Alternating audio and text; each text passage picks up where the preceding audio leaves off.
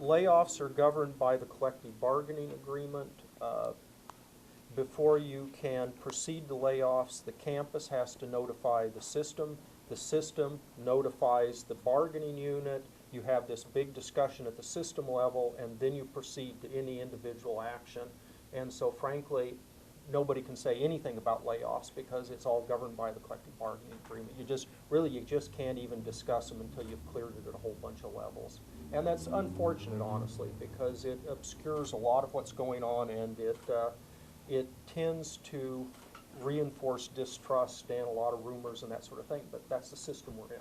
I mean, there's not much we can do about it. I did read in the academic senate minutes that they are pretty much expected for next year. Do you have any general ideas of where they would come from, if it would focus more on staff or if it would go up and higher into faculty and administrators? Do you have any kind of outlook on that, or is it too soon to tell? It's too soon to tell. A little bit about the furloughs. Will they be part of the semester next spring? Are we still going to have furlough days in the spring? Yes. And have they helped? Are we saving money? Are the furloughs providing what you would hope that they would? They're providing about, our cut this year was $12.2 million. About $6 million of that is furloughs. Yeah. For the system as a whole, we're saving something like, if I'm remembering correctly, $275 million out of the about $604 million that we're having to cut this year for the system as a whole. So they've made a big difference. If we had to make up that $6 million, you guys would be really struggling to get classes this semester.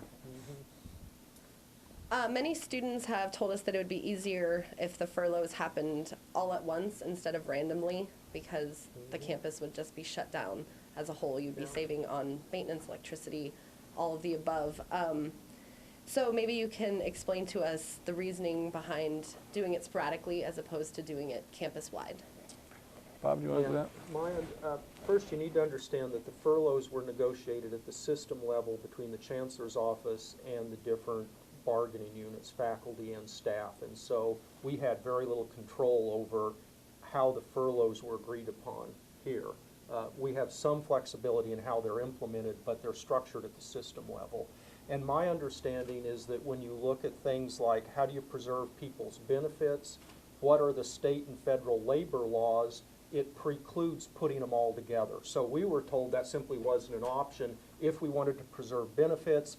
If we wanted to not violate state and federal labor laws, we just couldn't do it. So there were a lot of really good suggestions that the folks at the systems level kept telling us, no, we can't do because this precludes that.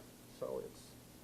But we are, one of the things we have been able to do, and it's a good idea, and many of us said, well, gee, why don't we just close the university down, we can save on money and stuff if we do it for a couple of weeks or something of that sort.